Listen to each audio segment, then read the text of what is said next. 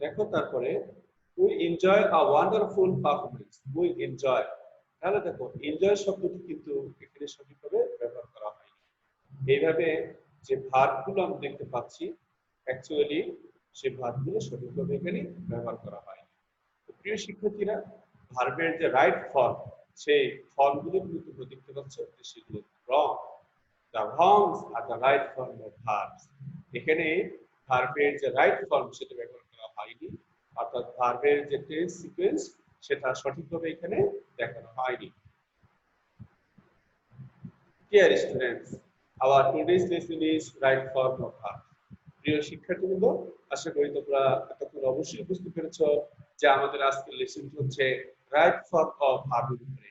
তোমরা ক্লাসটি প্রথম থেকে শেষ পর্যন্ত অবশ্যই মনোযোগ সহকারে দেখবে, যেহেতু এই ক্লাসটি অত্যন্ত গুরুত্বপূর্ণ বিষয় নিয়ে আলোচনা করা হবে, এক্সাম্পল রুলস তোমাদেরকে দেওয়া হবে এবং সেগুলো সহজভাবে বুঝিয়ে দেওয়া হবে। সুতরাং তোমরা অবশ্যই ক্লাসটি মনোযোগ দিয়ে করবে। Dear students, these are the learning outcomes of this class. At the end of the lesson, we will be able to describe the subject and verb agreement, apply the rules of right form of verbs, fill in the blank with the right form of verbs. প্রিয় শিক্ষার্থীবৃন্দ, আজকের ক্লাসের যে learning outcomes বা শিক্ষাগুলো রয়েছে, আশা করি তোমরা পূর্ণ মনোযোগ সহকারে ক্লাসটি করলে অবশ্যই বুঝতে সক্ষম হবে ইনশাআল্লাহ। Dear students, look at the picture. I think all of you enjoy this. Dear students, find out appropriate verbs to fill in the blanks from the box and apply the right form according to the context. প্রিয় শিক্ষার্থীবৃন্দ, এখানে আমি তোমাদেরকে যে পিকচারটি show করেছি সেই অনুযায়ী একটি এক্সারসাইজ দিয়ে দিয়েছি, একটি অ্যাক্টিভিটি দিয়ে দিয়েছি। তোমরা এই শব্দগুলো দিয়ে পূরণ করবে। তো দেখো, 5টি শূন্যস্থান রয়েছে। 5টি শূন্যস্থানের জন্য 5টি শব্দ দেওয়া হয়েছে। এই শব্দগুলো সঠিক ফর্ম দিয়ে এটাকে ব্যবহার করতে পারবে। তো প্রিয় শিক্ষার্থীরা, যেহেতু এটি একটি অনলাইন ক্লাস, সেজন্য তোমরা হয়তো আমাকে সাবমিট করতে পারছো না। আশা করি তোমরা কমেন্টে এবং আমাকে পার্সোনালি ইনবক্স করবে, আমি অবশ্যই সেগুলো তোমাদেরকে চেক করে দিয়ে দিব। Dear students, let's go for the next slide. Look at this picture.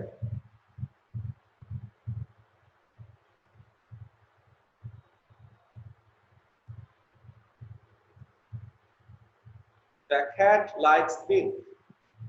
Look at this. Third person singular number. The cat here the subject and this third person singular. শিক্ষার্থীরা লক্ষ্য করো, the cat likes milk এই সেন্টেন্সের মধ্যে the cat হচ্ছে subject এবং অবশ্যই মনে রাখতে হবে এটা হচ্ছে থার্ড পারসন সিঙ্গুলার নাম্বার। দেখো, ভার্বটা ছিল লাইকস, এর সাথে এখানে এস যুক্ত হয়েছে। মূল ভার্ব হচ্ছে লাইকস, কিন্তু এর সাথে এস যুক্ত করে বলা হয়েছে the cat likes milk। এরপরে দেখো, the cat catches rats। আবারও দেখো, এখানে subject the cat third person singular number এবং তারপর বলা হয়েছে ক্যাচেস। তার মানে মূল ভার্ব ছিল এখানে ক্যাচ, এর সাথে ইএস যুক্ত করে বলা হয়েছে ক্যাচেস। ফোকাসিং ডিয়ার স্টুডেন্টস, এবারে আমি তোমাদেরকে এস এবং ইএস এর যে ব্যবহার, সেই ব্যবহারের ফোকাসিংটা তোমাদেরকে এখানে দেখাচ্ছি। আশা করি অবশ্যই মনোযোগ সহকারে লক্ষ্য করবে। তাহলে আমরা কখন এস বা ইএস যুক্ত করব এটা একটু জেনে নিই। প্রিয় শিক্ষার্থী, লক্ষ্য করো, if the subject is third person singular number in present tense, অর্থাৎ যদি প্রেজেন্ট টেন্সে কোনো সেন্টেন্স দেয়া থাকে এবং সেখানে যদি subject third person singular number হয়, তাহলে কি করতে হবে? s or es is added with the verb। তাহলে যে মেইন ভার্ব থাকবে সেই মেইন ভার্বের সাথে s বা es যোগ করতে হবে। প্রিয় শিক্ষার্থীবৃন্দ, অবশ্যই মনে রাখবে যে যদি প্রেজেন্ট ইনডিফিনিট টেন্সের ক্ষেত্রে subject third person singular number হয়, সেক্ষেত্রে মেইন ভার্বের সাথে এস বা ইএস যোগ করে দিতে হয়।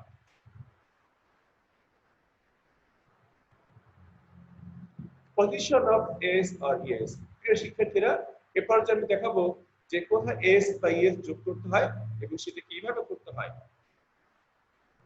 প্রিয় শিক্ষার্থী দেখো ডু প্লাস ইএস অর্থাৎ আমরা নতুন যে শব্দ পাচ্ছি সেটি হচ্ছে ডাজ। তারপর দেখো পুশ, এর সাথে আমরা যোগ করব ইএস, তাহলে আমরা কি পাচ্ছি পুশেস। এক্সপ্রেস, এর সাথে আমরা যোগ করব ইএস, আমরা কি পাচ্ছি এক্সপ্রেসেস। ক্যাচ, এর সাথে যোগ করব আমরা ইএস এবং আমরা পাচ্ছি ক্যাচেস। প্রিয় শিক্ষার্থীরা যদি সিএইচ এর উচ্চারণ চ হয় তাহলে আমরা কি করব ইএস যোগ করব। আর মনে রাখবে যদি সিএইচ মিলে সিএইচ উচ্চারণটা যদি বাংলা কয়ের মতো হয় সেক্ষেত্রে আমরা শুধু এস যুক্ত করব, যেমন monarch.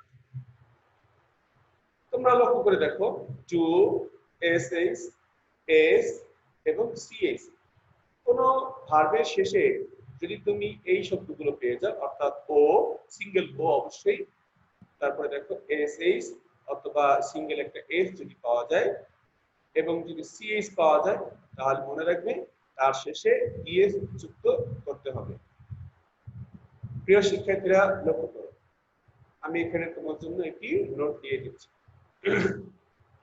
if there is o, s, hs, ch অর্থাৎ ch উচ্চারণ হবে চয়ের মতো করে at the last of the word, যদি সেন্টেন্সে অর্থাৎ যে শব্দটা থাকবে ভার্বটা থাকবে সেই ভার্বের শেষ অক্ষর যদি এগুলো হয় তাহলে কি করতে হবে es is to be added with the verb in the present tense in case of subject third person singular.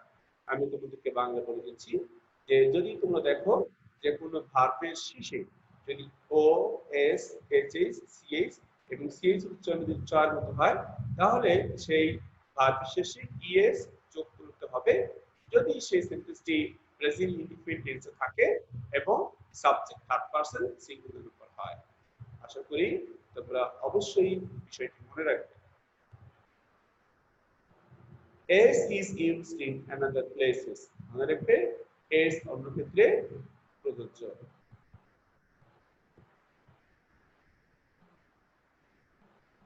প্রিয় শিক্ষার্থীরা এবার যে দেখো আমি তোমাদের জন্য একটি অ্যাক্টিভিটি দিয়ে দিচ্ছি, আশা করি তোমরা সেটা অবশ্যই পূরণ করতে সক্ষম হবে।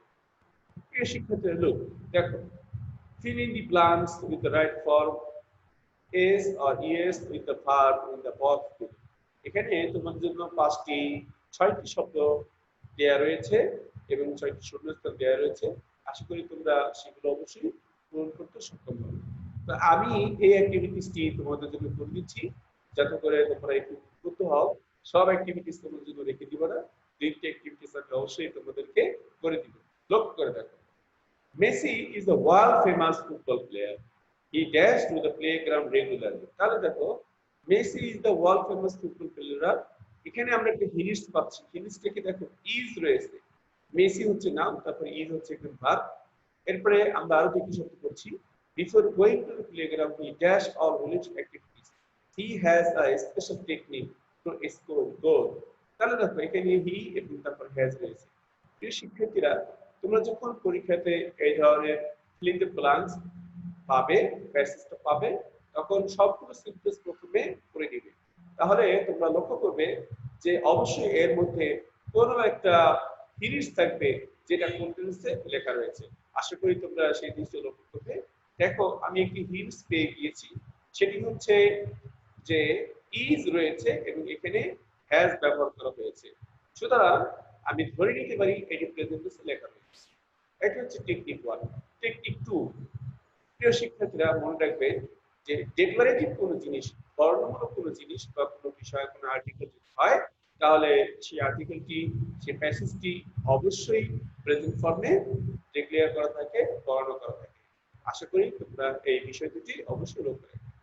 চলো আমরা একটু এটাকে সলভ করে নিচ্ছি। Messi is world famous football player, he dash two the playground regularly. তাহলে দেখো রেগুলারলি শব্দটাও আছে, এটাও কিন্তু আমাদের একটি জিনিস। আমি পরবর্তী পর্যায়ে তোমাদেরকে এই শব্দগুলো দিয়ে দিই, আশা করি তোমরা শেষ পর্যন্ত লক্ষ্য করবে। He goes to the playground regularly, তাহলে এখান থেকে আমরা কি পাচ্ছি goes, he goes to the playground regularly. Before going to the playground he does all related activities. তাহলে কি হবে দেখো before going to the playground he does, তাহলে এখানে কি হবে past, perform, go, push like teach, তাহলে কি হবে তোমরাই বলো। Sorry, before going to the playground he performs all related activities. He has a special technique to score goal. If one dash the ball to him, তাহলে কি হবে if one passes the ball to him, এখানে আমরা pass পাচ্ছি এর সাথে ES যোগ করে দিব, যেহেতু শব্দের শেষে ডাবল এস ব্যবহার করা হয়েছে, এস ব্যবহার করা হয়েছে, তোমরা নিশ্চয়ই রুলসটি খেয়াল করেছো। if one passes the ball to him he dash the ball into the goal, কি হবে তাহলে he pushes the ball into the goal post with a very exciting technique. এরপর তো কি হবে he dash his friends, তাহলে হবে he teaches, এখানে teach রয়েছে এবং শেষে ch টা এখানে চয়নিত উচ্চারণ করা হয়েছে, তো সেজন্য আমরা ব্যবহার করব es যুক্ত করব, তাহলে তখন কি হবে he teaches his friends how to score goals. everyone likes, দেখো everyone এটা সাবজেক্ট থার্ড পারসন সিঙ্গুলার ধরতে হবে এবং এখানে যেহেতু লাইক রয়েছে এর সাথে আমরা এর যুক্ত হয়ে ব্যবহার করব likes. everyone likes his technique very much. প্রিয় শিক্ষার্থীরা, আশা করি তোমরা অবশ্যই বিষয়গুলো লক্ষ্য করবে। Let's go for the next slide. Let us see the subject and verb agreement. প্রিয় শিক্ষার্থীরা, এবার যাই আমরা সাবজেক্ট ভার্ব এগ্রিমেন্টের একটি চার্ট দেখে নিব। তোমরা অবশ্যই চার্টটি অবশ্যই মুখস্থ করবে এবং তোমরা মনে রাখার চেষ্টা করবে। আমি তোমাদেরকে দেখিয়ে দিচ্ছি, দেখো প্রথম কলামে তোমাদের জন্য সেন্টেন্সে ব্যবহৃত যে সাবজেক্ট হতে পারে সেই সাবজেক্টগুলো এখানে দেখানো হয়েছে। এই সবগুলো হচ্ছে প্রোনাউন এবং হচ্ছে সাবজেক্টিভ প্রোনাউন, এবং তারপর এক্সাম্পল হিসেবে রহিম, জাভেদ এগুলো নাউনের এক্সাম্পল দেওয়া হয়েছে। নাউনের জন্য একটি এক্সাম্পল দেওয়া যথেষ্ট, সেই জন্য বেশি দেওয়া হয়নি, আর বাদ বাকিগুলো প্রোনাউন হিসেবে তোমাদেরকে এখানে দেওয়া হয়েছে। দেখো আমি তোমাদেরকে একটু বুঝিয়ে দিচ্ছি। দেখো সাবজেক্ট আই হলে verb to be in present tense, তাহলে প্রেজেন্ট টেন্সের এর ভার্ব হবে এম, আর verb to be in past tense, তাহলে পাস্ট টেন্স হবে কি এম যদি থাকে প্রেজেন্ট টেন্সে সেটা হয়ে যাবে ওয়াজ, এবং verb to have in present tense অর্থাৎ হ্যাভ ভার্বটা প্রেজেন্ট টেন্সের বেলায় হয়ে যাবে হ্যাভ, এবং এই একই ভার্ব যদি সেটা পাস্ট টেন্স হয় তাহলে হয়ে যাবে হ্যাড। এবার দ্বিতীয়টা দেখো, যদি সাবজেক্ট উই হয় তাহলে প্রেজেন্ট টেন্সে টু বি ভার্বটা আর হবে এবং পাস্ট টেন্সে টু বি ভার্বটা হবে ওয়্যার, এবং হ্যাভ ভার্ব যদি থাকে তাহলে প্রেজেন্ট টেন্সের বেলায় সেটা হয়ে যাবে হ্যাভ এবং পাস্ট টেন্সের বেলায় সেটা হয়ে যাবে হ্যাভ। প্রিয় শিক্ষার্থীবৃন্দ, এইভাবে তোমরা এই যে চার্টটি দেওয়া রয়েছে এই চার্ট অবশ্যই তোমরা মনে রাখবে। প্রয়োজনে তোমরা এখান থেকে একটি স্ক্রিনশট দিয়ে রাখতে পারো, তোমাদের খাতায় লিখে রাখতে পারো। অবশ্যই এটা তোমরা শিখে নিবে এবং তোমাদের অবশ্যই কিন্তু মনে রাখতে হবে। How beautiful the scenery is. দৃশ্যটি কতই না সুন্দর। দেখো if the subject is singular verb will also be singular. প্রিয় শিক্ষার্থীরা মনে রাখবেন যে সাবজেক্ট অফ এগ্রিমেন্ট হচ্ছে এই যে যদি সাবজেক্ট সিঙ্গুলার হয় তাহলে ভার্বটাও সিঙ্গুলার হবে, আর যদি সাবজেক্ট প্লুরাল হয় তাহলে ভার্বটাও প্লুরাল হবে। এরপর যে আমি তোমাদেরকে দুটি কথা বলেছি মনে রাখবে প্রিয় শিক্ষার্থীরা, যে ইংলিশ যে ভার্বগুলো থাকে সেই ভার্বগুলো প্রধানত থাকে হচ্ছে প্লুরাল হিসেবে, আর নাউনগুলো থাকে হচ্ছে সিঙ্গুলার হিসেবে। আমি আবারও বলছি, ইংরেজিতে যে ভার্বগুলো থাকে বেস ফর্ম থাকে, সেই বেস ফর্ম থাকে হচ্ছে প্লুরাল ফর্ম, আর নাউনগুলো থাকে হচ্ছে সিঙ্গুলার ফর্ম। তাহলে পার্থক্য হয়ে গেল মূলত এই জন্যই ভার্বের চেঞ্জ করতে হয়, যেহেতু আমরা যখন সিঙ্গুলার ব্যবহার করি তার সাথে করে আমাদেরকে সিঙ্গুলার ভার্ব নিতে হয় এবং ভার্বটাকে সিঙ্গুলার করতে হয়। এখানে তোমাদেরকে আরেকটি টেকনিক বলে দিচ্ছি, সেটি হচ্ছে আমরা যখন নাউনের পরিবর্তন শিখি অর্থাৎ নাম্বার চেঞ্জ শিখি, যে কিভাবে সিঙ্গুলার নাম্বার থেকে প্লুরাল নাম্বার করতে হয়। যেমন ধরো mango, mangoes, pen, pens, pencil, pencils, apple, apples, egg, eggs etcetera. দেখো এই শব্দগুলো আমরা কি করেছি, আমরা নাউন থেকে যে নাউনের সিঙ্গুলার ফর্ম সেই সিঙ্গুলার ফর্ম থেকে আমরা কিন্তু প্লুরাল ফর্মে প্রয়োগ করছি, এবং প্রতিটি ক্ষেত্রে আমরা কিন্তু একটা বিশেষ রুলস অর্থাৎ এস বা এর যোগ করছি।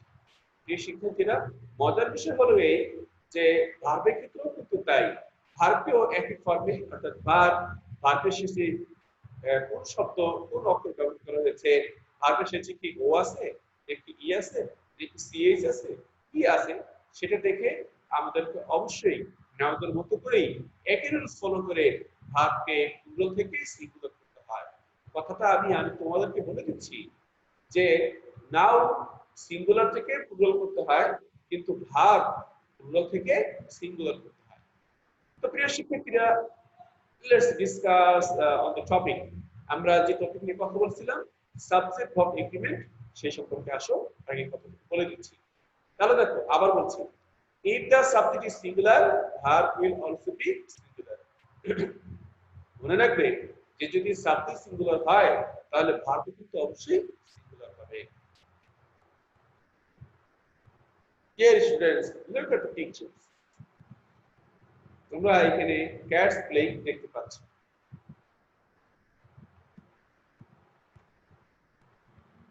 Three cats are playing on the floor together। তিনটি বিড়াল একসাথে ফ্লোর উপরে কি করছে, তারা খেলা করছে।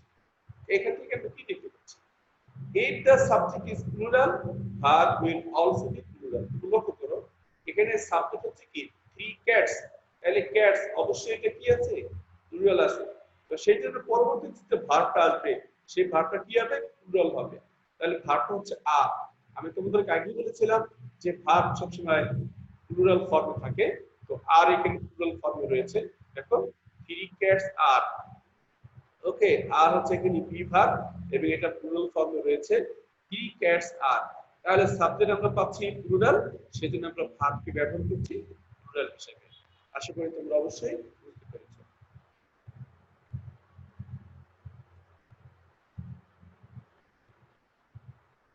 শিক্ষার্থীবৃন্দ লক্ষ্য করো, আমি তোমাদেরকে এখানে একটি অ্যাক্টিভিটিস দিয়ে দিয়েছি। অ্যাক্টিভিটিস গুলো তোমরা অবশ্যই পূরণ করবে। এখানে am, was, is, are, were, have, had, have এই যে শব্দগুলো রয়েছে এগুলো দিয়ে তোমরা অবশ্যই এই অ্যাক্টিভিটিসটি কমপ্লিট করবে। সময় স্বল্পতার জন্য সবগুলো অ্যাক্টিভিটিস আমি করে দিচ্ছি না, আশা করি তোমরা নিজেরা এগুলো করে নিবে। তোমাদের যে ভিডিওটি রয়েছে সেটি তোমরা পজ দিয়ে নিবে অথবা স্ক্রিনশট দিয়ে খাতায় তোমরা লিখে নিবে। Let's go for the next slide। প্রিয় শিক্ষার্থীবৃন্দ লক্ষ্য করে দেখো, আমি তোমাদেরকে এখানে একটি রুলস দিচ্ছি, এরপর তোমরা অ্যাক্টিভিটিস করবে। দেখো, if last, yesterday, ago, long since or any past indicated phrase is available in sentence, the verb will be past। প্রিয় শিক্ষার্থী লক্ষ্য করো, যদি সেন্টেন্সের মধ্যে কিছু শব্দ থাকে যে শব্দগুলো দিয়ে চেনা যায় যে এটি আসলে পাস্ট টেন্স হবে, সেইটি যদি থাকে তাহলে অবশ্যই সেটাকে পাস্ট টেন্সে ব্যবহার করতে হবে। কারণ হচ্ছে এই ফ্রেজাল যে শব্দটা থাকে, ফ্রেজটা থাকে, সেটা অবশ্যই পাস্ট টেন্সে লেখা থাকে। যেমন দেখো, যদি লাস্ট কথা থাকে তাহলে লাস্ট মানে কি, গত, অর্থাৎ লাস্ট এটা কিন্তু অলরেডি আমাদের থেকে অতিবাহিত হয়ে গিয়েছে, সেজন্য এটাকে পাস্ট ইন্ডিকেট করছে। সুতরাং কোন সেন্টেন্সের মধ্যে লাস্ট কথা যদি থাকে, লাস্ট এই ওয়ার্ড পাওয়া যায়, তাহলে অবশ্যই সেই সেন্টেন্সটিকে পাস্ট টেন্সে লিখতে হবে। এছাড়াও দেখো yesterday, ago, long since or any past indicated phrase যদি এরকম থাকে তাহলে মনে রাখবে সেটা অবশ্যই পাস্ট টেন্সে লিখতে হবে। তো আমি তোমাদেরকে এক্সারসাইজ দিয়ে দিচ্ছি, এই এক্সারসাইজটি তোমরা অবশ্যই পূরণ করবে। দেখো কি হতে পারে, এখানে দেখো come, take, go, enjoy, visit, be verb. Be ভার্বের মধ্যে কি আছে, am, is, are, was, were। am, is, are, was, were এগুলো কিন্তু এর মধ্যেই থাকে। এরপর থেকে লুক, তারপরে ক্যাচ। তাহলে কিভাবে পূরণ করবে দেখো, লাস্ট উইক। এখানে মজার বিষয় হচ্ছে যে যেহেতু সেন্টেন্সের মধ্যে শুরুতে লাস্ট রয়েছে, তার মানে হচ্ছে এটি পাস্ট টেন্সে আমাদেরকে লিখতে হবে। তাহলে কি লিখবো দেখো, last week I dash to my village. এখান থেকে কোনটা হতে পারে, দেখো কি হতে পারে, গো রয়েছে, তাহলে আমরা গো ভার্বটা নিতে পারি এখান থেকে, কিন্তু তার ফর্মটা চেঞ্জ করতে হবে। Last week I went to my village. গত সপ্তাহে আমি আমার গ্রামে গিয়েছিলাম। তাহলে এই গো যে ভার্বটা রয়েছে সেটা কি হবে, অবশ্যই পাস্ট ফর্মে লিখতে হবে। এরপর কি হবে, I dash green paddy fields, gentle breeze dash blowing over the fields, a dash road journey, I also dash fishes with some fishermen। দেখো এইভাবে তোমরা সম্পূর্ণতা পড়ে অবশ্যই বুঝতে পারবে যে কোন শূন্যস্থানে কোন শব্দটা বসবে, অবশ্যই সেটা বুঝতে পারবে। তোমাদের কাজ হচ্ছে কোন শূন্যস্থানে কোন শব্দটা বসবে সেটাকে আইডেন্টিফাই করা এবং তারপরে ভার্বের যে রাইট ফর্ম সেই রাইট ফর্মটি ব্যবহার করা। অবশ্যই তোমরা বুঝতে পারবে এবং তোমাদেরকে আমি হিন্টটা দিয়েই দিলাম যে এখানে তোমাদেরকে পাস্ট টেন্সেরই ব্যবহার করতে হবে।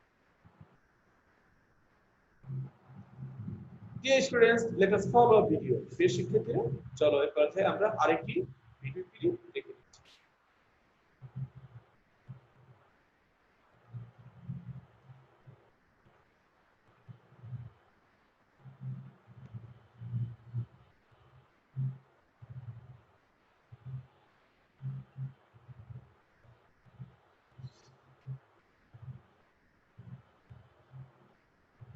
ওকে, আমরা ভিডিওটি দেখতে পাচ্ছি না।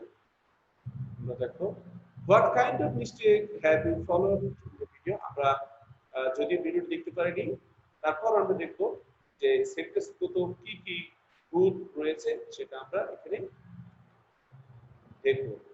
দেখো health is wealth, practice makes perfect, the moon shines at night. প্রিয় শিক্ষার্থীরা, এখানে আইটি রুলস তোমাদেরকে দিয়েছি, লক্ষ্য করে দেখো। To mean universal truth or habitual fact, অর্থাৎ চিরন্তন সত্য বা অভ্যাসগত সত্য যদি প্রকাশ পায় তাহলে কি হবে, will always be present in the future, তাহলে মনে রাখবে তখন সেন্টেন্সটি অবশ্যই প্রেজেন্ট ইনফিনিটিভে লিখতে হবে। Dear students, look at this picture. He not know how to ride a bicycle. দেখো কি বলেছে, he not know, তাহলে এখানে এই শব্দটা কি ব্যবহার করবে, অ্যাকচুয়ালি এখানে হবে he does not know how to ride a bicycle। সুতরাং তোমরা যদি নট যুক্ত যদি কোনো শব্দ পেয়ে যাও, নেগেটিভ যদি কোনো সেন্টেন্স পেয়ে যাও, তাহলে মনে রাখবে এইভাবে নট দিয়ে ভার্বে রেখে লেখা যায় না, সেই ক্ষেত্রে টেন্স অনুযায়ী তোমাদের ব্যবহার করতে হবে। রুলসটা লক্ষ্য করে দেখো। if there is no এরপরে বি ভার্ব অথবা মনোভাব যদি থাকে তাহলে do not, does not, did not ইত্যাদি ব্যবহার করতে হয়। এবং কি করতে হয়, এই যে তুমি ডু নট, ডাজ নট ব্যবহার করবে সেটা অবশ্যই সাবজেক্ট এবং তার টেন্স অবধি ব্যবহার করবে। যদি সেন্টেন্স প্রেজেন্ট টেন্স হয় এবং সাবজেক্ট থার্ড পারসন হয় তাহলে তুমি ডাজ নট ব্যবহার করবে, আর যদি প্রেজেন্ট টেন্স হয় এবং সাবজেক্ট প্লুরাল হয় অথবা আই থাকে তাহলে ডু নট ব্যবহার করবে। আর যদি সেন্টেন্সটি পাস্ট টেন্সের হয় তাহলে subject first person, second person, third person যাই থাকুক না কেন তোমরা অবশ্যই সেখানে ডিড নট ব্যবহার করবে।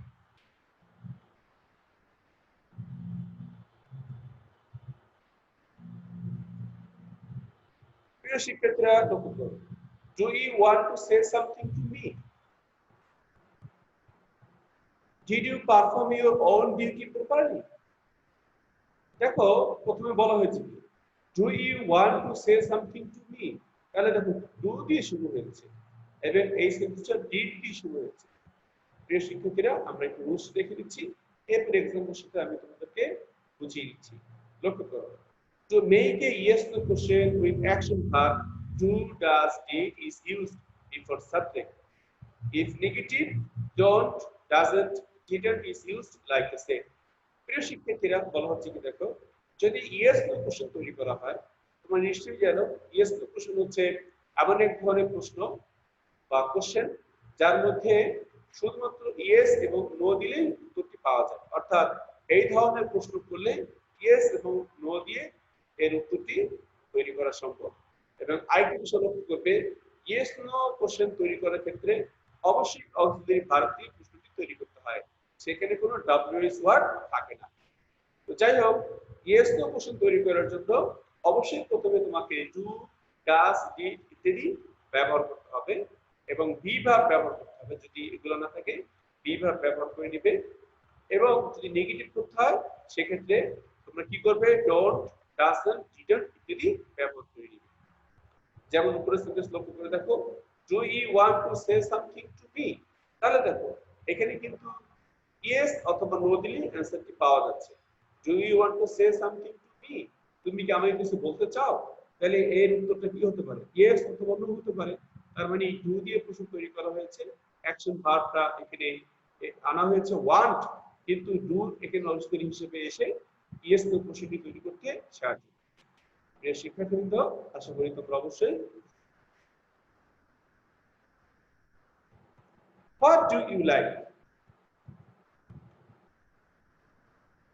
এই পর্যায়ে আমি তোমাদেরকে ডাব্লিউএস কোশ্চেনের ফরমেশনটা দেখাবো, যে ডাব্লিউএস কোশ্চেন তৈরি করার জন্য কি করতে হয় বা কিভাবে লিখতে হবে। দেখো, to make a WS question with action verb who, does, did is used before subject। দেখো, যদি তুমি ডাব্লিউএস কোশ্চেন তৈরি করতে চাও, তাহলে ডাব্লিউএস কোশ্চেন তৈরি করার জন্য তোমাকে কি করতে হবে? সেই ডাব্লিউএস ওয়ার্ডের পরে তোমাকে ডু, ডাজ, ডিড ব্যবহার করতে হবে। তোমরা নিশ্চয়ই বুঝতে পেরেছো যে যদি সেন্টেন্সটি প্রেজেন্ট টেন্সে হয় তাহলে ডু অথবা ডাজ ব্যবহার করতে হবে সেন্টেন্সের সাবজেক্ট অনুযায়ী এবং তার পার্সন অনুযায়ী। আর যদি সেন্টেন্সটি পাস্ট টেন্সে হয় তাহলে অবশ্যই ডিড ব্যবহার করতে হবে। এরপর দেখো, যদি নেগেটিভ করতে হয় তাহলে অবশ্যই তোমরা ডোন্ট, ডাজ নট, ডিডন্ট ব্যবহার করবে। প্রিয় শিক্ষার্থীরা, আশা করি তোমরা অবশ্যই বুঝতে পেরেছো। দেখো, সেন্টেন্সটি তৈরি করা হয়েছে হোয়াট ডু ইউ লাইক।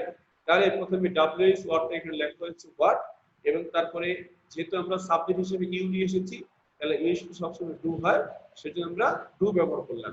তাহলে হোয়াট ডু ইউ লাইক।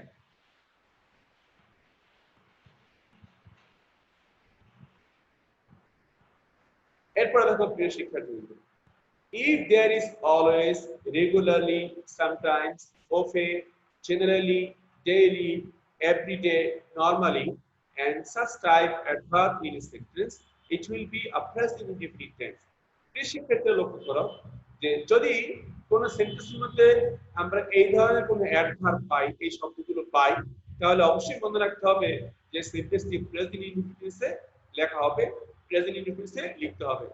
তাহলে দেখো, আমরা অবশ্যই শব্দগুলো শিখে নিব, অবশ্যই মনে করার চেষ্টা করব। দেখো, if there is always, regularly, sometimes, often, generally, daily, every day, তারপরে কি নরমালি, এই ধরনের শব্দ যদি পাই তাহলে অবশ্যই সেটা কি হবে?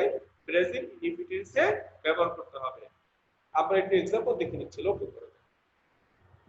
A student prepares his lesson regularly। দেখো, এখানে রেগুলারলি শব্দটা ব্যবহার করা হয়েছে।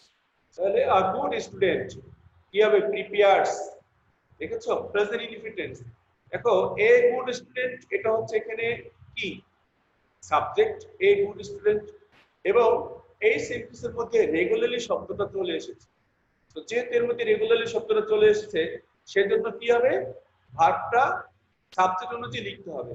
তাহলে ভার্বটা আমরা কি করব? চেঞ্জ করব, রাইট ফর্ম ব্যবহার করব। কেন? কারণ সাবজেক্ট এ গুড স্টুডেন্ট এটা হচ্ছে থার্ড পারসন সিঙ্গুলার নাম্বার। তো যেহেতু এটি থার্ড পারসন সিঙ্গুলার নাম্বার, এবং আমরা কি করব? ভার্বটিকেও আমরা সিঙ্গুলার করে দিব। দেখো, মূল শব্দটা হচ্ছে প্রিপেয়ার, আমরা এর সাথে এর যোগ করলাম। যেহেতু subject third person singular number এবং এই সেন্টেন্সটি কি হবে? প্রেজেন্ট ইনডিফিনিটে লিখতে হবে। আচ্ছা, এই সেন্টেন্সটি কেন প্রেজেন্ট ইনডিফিনিটে লিখতে হবে? যেহেতু এই সেন্টেন্সের মধ্যে রেগুলার শব্দটি এসেছে। পরের সেন্টেন্স দেখো, he never wastage his time. দেখো, যদি নেভার থাকে, নেভার, অলওয়েজ থাকে, তাহলে কি করব? আমরা সেন্টেন্সটিকে আমরা অবশ্যই প্রেজেন্ট ইনডিফিনিটে লিখব। প্রিয় শিক্ষার্থীরা, আরেকটি কথা যেই তোমাদেরকে বলেছিলাম, আবারও বলছি, সেটি হচ্ছে তোমরা যদি লক্ষ্য করে দেখো যে কোন একটি ডিক্লারেটিভ অর্থাৎ কোন বিষয় সম্পর্কে বর্ণনামূলক লেখা হয়েছে, তাহলে অবশ্যই সেই সেন্টেন্সগুলো, সেই আর্টিকেল, সেই প্যাসেজটা অবশ্যই প্রেজেন্ট টেন্সে লিখতে হবে। তো আমরা দেখলাম এই যে এখানে প্যাসেজ আকারে 4টি সেন্টেন্স দেওয়া হয়েছে। এখানে প্রথমটি অবশ্যই প্রেজেন্ট টেন্স আমরা বুঝতে পেরেছি রেগুলারলি দিয়ে, এবং পরেরটি দেখো আমরা কিভাবে দেখতে পাচ্ছি, he never wastage his time. যদি এখানে নেভার নাও থাকতো, আমি যদি প্রেজেন্ট টেন্স দিয়ে এটাকে কমপ্লিট করতাম। তো এখন আমরা প্রেজেন্ট ইনডিফিনিট টেন্স অবশ্যই ব্যবহার করব, যেহেতু এখানে নেভার শব্দ রয়েছে। তাহলে আমরা কি ব্যবহার করব? Never wastage. এখন দেখো, আবার বলছি, হি হচ্ছে এখানে সাবজেক্ট এবং থার্ড পারসন সিঙ্গুলার নাম্বার। তাহলে কি করতে হবে? ওয়েস্ট হচ্ছে এখানে মেইন ভার্ব, তাহলে এখানে অতিরিক্ত যে এস, সেই এসটা নিয়ে আসতে হবে। যেহেতু subject third person singular number এবং এই সেন্টেন্সটি প্রেজেন্ট ইনডিফিনিট টেন্স, সেজন্য আমরা কি করব, ভার্বের সাথে এস যোগ করে দিব। পরবর্তী সেন্টেন্স প্রিয় শিক্ষার্থী লক্ষ্য করো, হি মেইনটেইনস হিজ ডেইলি রুটিন পাংচুয়ালি। দেখো এখানে রয়েছে মেইনটেইনস, হি মেইনটেইনস, আবার দেখো শব্দ রয়েছে কি ডেইলি। তো তোমাদেরকে আগেই বলেছি যে যদি ডেইলি থাকে অর্থাৎ এই ধরনের কোনো কিছু চিহ্ন থাকে, অ্যাডভার্ব গুলো থাকে, তাহলে আমরা সহজে বুঝতে পারি যে এটা প্রেজেন্ট ইনটেন্সে লিখতে হবে। তাহলে দেখো হি মেইনটেইনস হিজ ডেইলি রুটিন পাংচুয়ালি, এখানে ডেইলি রয়েছে, তাহলে এই সেন্টেন্সটি অবশ্যই প্রেজেন্ট ইনডিফিনিটে লিখতে হবে। এবার দেখো হি হচ্ছে এখানে সাবজেক্ট এবং হি হচ্ছে থার্ড পারসন সিঙ্গুলার নাম্বার, সুতরাং মেইনটেইনস এটা সিঙ্গুলার করতে হবে এবং মেইনটেইনের সাথে আমরা এস যুক্ত করে দিলাম। সর্বশেষ সেন্টেন্স দেখো, he always follows his teachers. He আবার দেখো থার্ড পারসন সিঙ্গুলার নাম্বার এবং যেহেতু অলওয়েজ শব্দটি ব্যবহার করা হয়েছে, তো অলওয়েজ থাকার কারণে সেন্টেন্সটি অবশ্যই প্রেজেন্ট ইনডিফিনিটে ব্যবহার করতে হবে। সেজন্য আমরা লিখছি হি অলওয়েজ ফলোস হিজ টিচার্স। প্রিয় শিক্ষার্থীবৃন্দ, আশা করি তোমরা অবশ্যই বুঝতে পেরেছো। এবারে তোমাদের জন্য কিছু অ্যাক্টিভিটিস রয়েছে, তোমরা অবশ্যই এই অ্যাক্টিভিটিস গুলো কমপ্লিট করবে। দেখো এখানে তোমাদের জন্য একটি বোর্ড স্ট্যান্ডার্ড কোশ্চেন দেওয়া রয়েছে, তোমরা এই কোশ্চেন গুলো অবশ্যই কমপ্লিট করবে।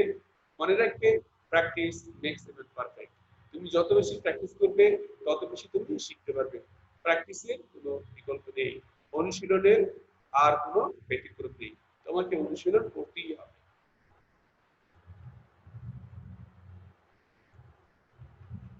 প্রিয় শিক্ষার্থীরা লক্ষ্য করবে, look at these pictures, what is he doing?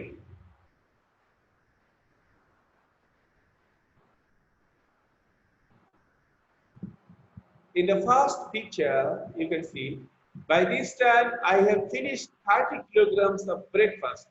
ইতিমধ্যে আমি 30 কেজি নাস্তা করে ফেলেছি। দেখেছো অবস্থা, একটু লক্ষ্য করে দেখো। By this time I have finished 30 kilograms of breakfast. আচ্ছা, পরের পিকচারটি একটু লক্ষ্য করে দেখি। He has completed 5 miles at a stretch. সে একসাথে 5 মাইল অতিক্রম করেছে, 5 মাইল সে দৌড়ে গেছে। স্বাস্থ্যের যে অবস্থা, এটা তো করতেই হবে তাকে। দেখো তাহলে এখানে আমি বলে দিচ্ছি, by this time I have finished 30 kilograms of breakfast. Okay, পরবর্তীতে দেখো, he has completed 5 miles at a stretch. তাহলে দেখো এখানে কি রয়েছে, have, সাবজেক্টের পরে have এবং ভার্বের পাস্ট পার্টিসিপল ফর। দ্বিতীয় সেন্টেন্সটি লক্ষ্য করো, সাবজেক্টের পরে হ্যাজ এবং ভার্বের পাস্ট পার্টিসিপল ফর। তাহলে এটা কি তোমরা বুঝতে পেরেছো? V3 মানে হচ্ছে কি ভার্বের পাস্ট পার্টিসিপল ফর। এখন তোমার জন্য বুঝতে দিয়েছি, বুঝতে মনে রাখবে, সেটা হচ্ছে যদি ভার্বের পাস্ট পার্টিসিপল ফর ব্যবহার করতে হয় তাহলে কি করবে, তোমরা অবশ্যই হ্যাভ এবং হ্যাজ এর পরে ভার্বের পাস্ট পার্টিসিপল ব্যবহার করবে। কোন ক্ষেত্রে? ইন প্রেজেন্ট টেন্স, এবং অবশ্যই সেটা হবে প্রেজেন্ট পারফেক্ট টেন্স। প্রিয় শিক্ষার্থীরা মনে রাখবে যে প্রেজেন্ট পারফেক্ট টেন্সের যে স্ট্রাকচার সেটা তোমরা অবশ্যই জানো, যে প্রথমে সাবজেক্ট, তারপরে সাবজেক্ট অনুযায়ী হ্যাভ অথবা হ্যাজ, তারপর ভার্বের পাস্ট পার্টিসিপল ফর ব্যবহার করতে হয়। তো দেখো মনে রাখবে যে তুমি যদি প্র্যাকটিস করার ক্ষেত্রে যদি পরীক্ষায় তুমি লিখতে চাও, তখন যদি তুমি ভার্বের পরে হ্যাভ অথবা হ্যাজ পেয়ে যাও, বা সেন্টেন্সের যখনই পাও না কেন সাবজেক্টের পরে সঙ্গে সঙ্গে নাও থাকতে পারে, যেখানেই থাক না কেন যদি হ্যাভ অথবা হ্যাজ থাকে অথবা হ্যাড থাকে, তাহলে মনে রাখবে পরবর্তী যে ভার্বটি আসবে সেটা অবশ্যই V3 বা ভার্ব পাস্ট পার্টিসিপল ফর ব্যবহার করতে হবে।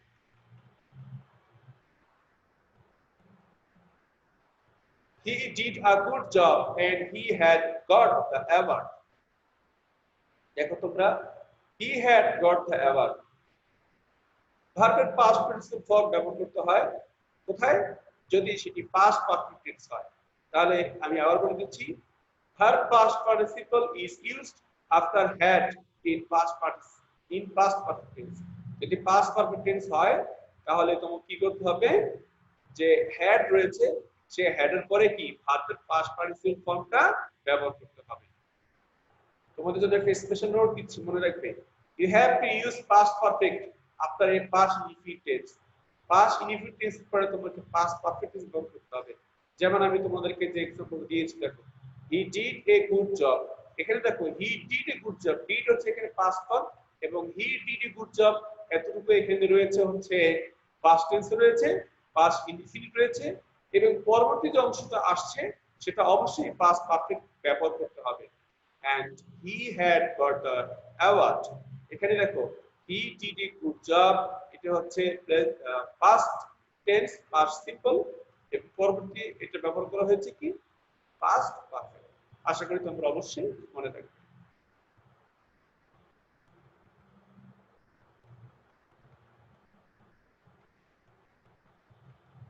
প্রিয় শিক্ষার্থীরা, এবারে তোমাদের জন্য আর কিছু নোট দিচ্ছি, মনে রাখবে।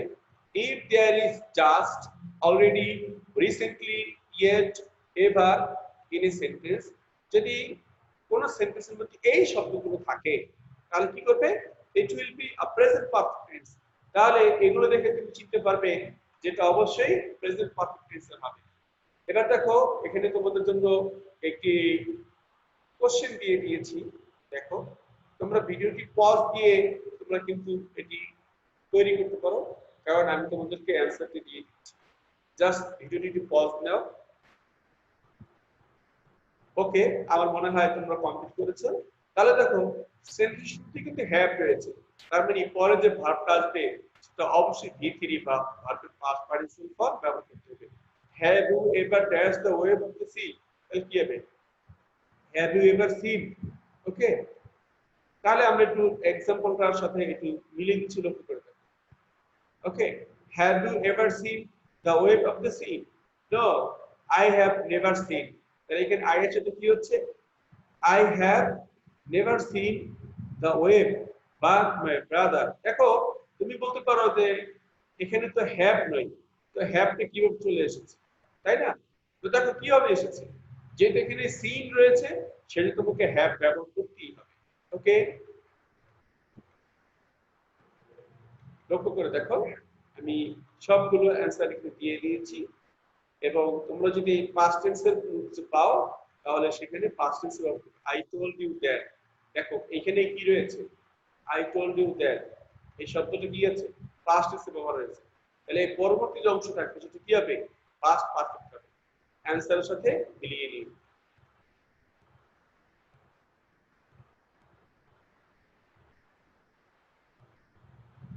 ডোন্ট ফিল টেন্সড, চিন্তিত হয়ে না। Let me think of it. Imperative sentence never takes any tense without present tense। মনে রাখবে ইম্পারেটিভ সেন্টেন্সের ক্ষেত্রে কোনো ঝামেলা নেই, কারণ সেটি সবসময় প্রেজেন্ট টেন্সে ব্যবহার করা হয়। সুতরাং দেখো ডোন্ট ফিল টেন্স, এটা প্রেজেন্ট টেন্স লেখা রয়েছে। Let me think a bit, এটাও ইম্পারেটিভ সেন্টেন্স, এটিও ইম্পারেটিভ সেন্টেন্স। উভয় ক্ষেত্রে কি ব্যবহার করা হয়েছে, প্রেজেন্ট টেন্সে ব্যবহার করা হয়েছে। সুতরাং তার জন্য বিশেষ কোনো রুলস নেই।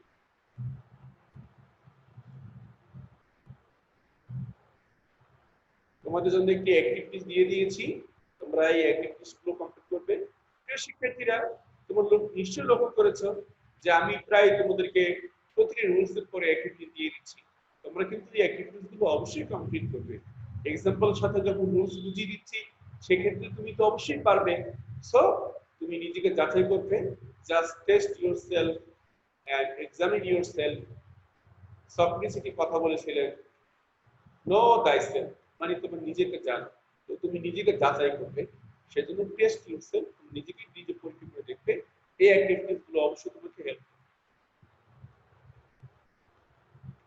I saw a bird fly in the sky. No one should like to eat an ice cream. He got me hidden the letter। প্রিয় শিক্ষার্থী লক্ষ্য করো, প্রথম সেন্টেন্সে রয়েছে I saw a bird fly, প্রথমে saw রয়েছে, তারপর আবার fly। পরের সেন্টেন্স দেখো কি রয়েছে, to eat, এবং তৃতীয় সেন্টেন্স রয়েছে eaten। এই রুলসটা তোমাদেরকে দেখাচ্ছি, লক্ষ্য করে দেখো। If there are two verbs in a simple sentence, next one is changed by adding ing, writing to before the verb or making it a past participle। তিনটি রুলস তোমাদেরকে এখানে দেখালাম, লক্ষ্য করো যে যদি কোন সিম্পল সেন্টেন্সের ক্ষেত্রে দুইটি ভার্ব থাকে। আমি আবার বলছি, যদি সেন্টেন্সটি সিম্পল সেন্টেন্স হয় তাহলে সিম্পল সেন্টেন্সের ক্ষেত্রে যদি দুইটি ভার্ব থাকে তাহলে পরবর্তী ভার্বটি তুমি অবশ্যই চেঞ্জ করবে।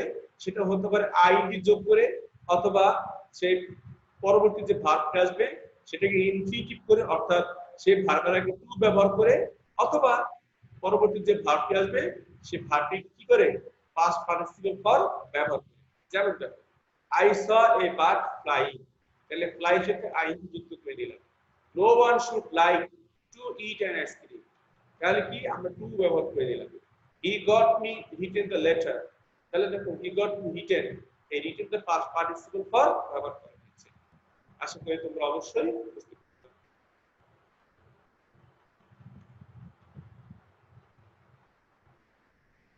Dear students, look at this picture. যে শিক্ষার্থীরা সবাই তোমরা দৃশ্য উপভোগ করেছো, দেখো লক্ষ্য করে। It has been raining for 2 hours.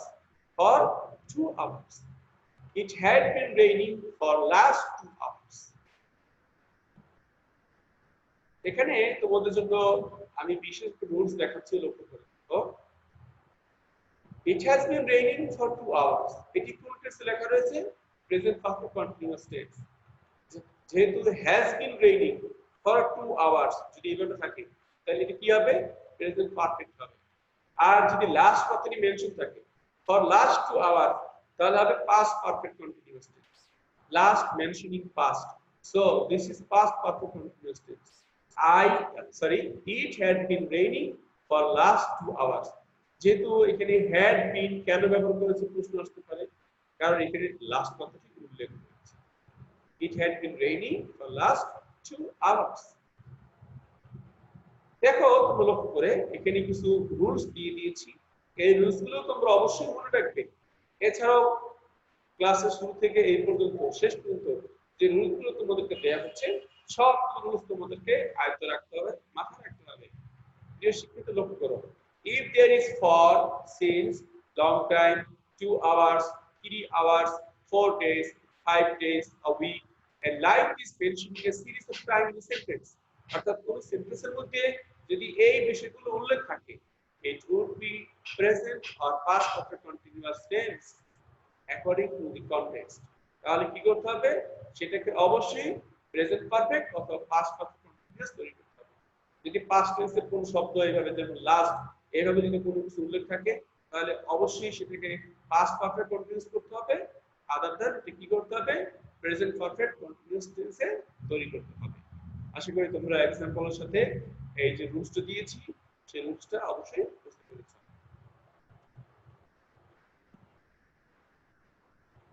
প্রিয় শিক্ষার্থীরা, তোমরা যে পিকচারটা দেখেছো সেই গল্পটা সম্পর্কে জানো এবং সেই গল্প অনুযায়ী তোমরা এটিকে পূরণ করে নেবে।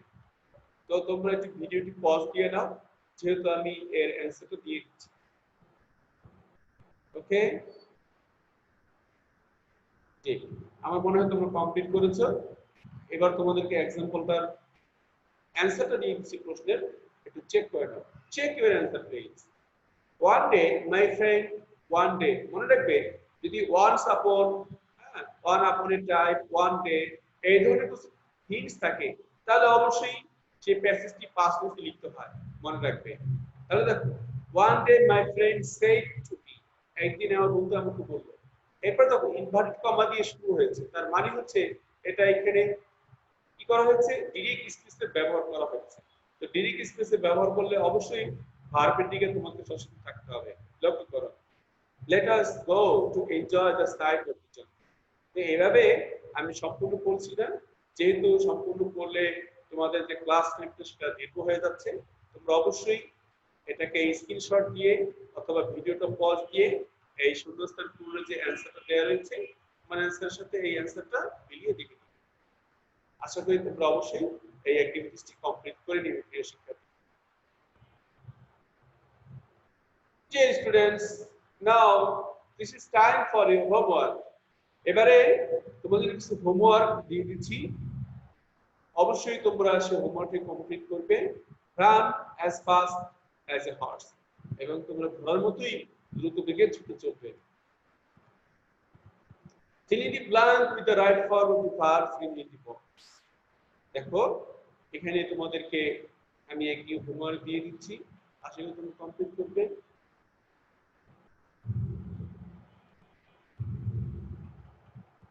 থ্যাংক ইউ ডিয়ার স্টুডেন্টস, আমরা ক্লাসের একেবারে শেষ পর্যায়ে চলে এসেছি। তোমরা এতক্ষণ পর্যন্ত ধৈর্য সহকারে সম্পূর্ণ ক্লাসটি দেখেছো। আশা করি তোমরা কোনো অংশ বাদ দাওনি। যদি বাদ দিয়ে থাকো তাহলে ক্লাসটি আপলোড দেওয়া রয়েছে, তোমরা প্রথম থেকে আবার শেষ করে দেখে নেবে এবং বিশেষ রুলসগুলো তোমরা অবশ্যই দেখে নিবে। যে স্ট্রাকচারগুলো দেখানো হয়েছে, রুলসগুলো দেখানো হয়েছে, তোমার প্রয়োজনে খাতা নোট ডাউন করে নিবে এবং তোমরা অবশ্যই যে অ্যাক্টিভিটিস আছে সেই অ্যাক্টিভিটিস গুলো কমপ্লিট করে নিবে। আশা করি তাহলে তোমাদের রাইট ফর্ম অফ ভার্বের যে প্রবলেম সেই প্রবলেম আর থাকবে না। প্রিয় শিক্ষার্থীবৃন্দ, এছাড়াও তোমাদেরকে আমি আহ্বান জানাচ্ছি যে রাইট ফর্ম ভার্বের উপরে যে সলভ ক্লাসগুলো আমি দিয়েছি তোমরা সেগুলো অবশ্যই কমপ্লিট করবে। প্রিয় শিক্ষার্থীবৃন্দ, তোমাদেরকে আবারও ধন্যবাদ জানাচ্ছি আজকের ক্লাসটি সম্পূর্ণ দেখার জন্য। যদি এই ক্লাসটি তোমাদের কাছে ভালো লাগে তাহলে অবশ্যই লাইক দিবে এবং শেয়ার করতে ভুলবে না। তোমরা সবাই ভালো থেকো। আল্লাহ হাফেজ।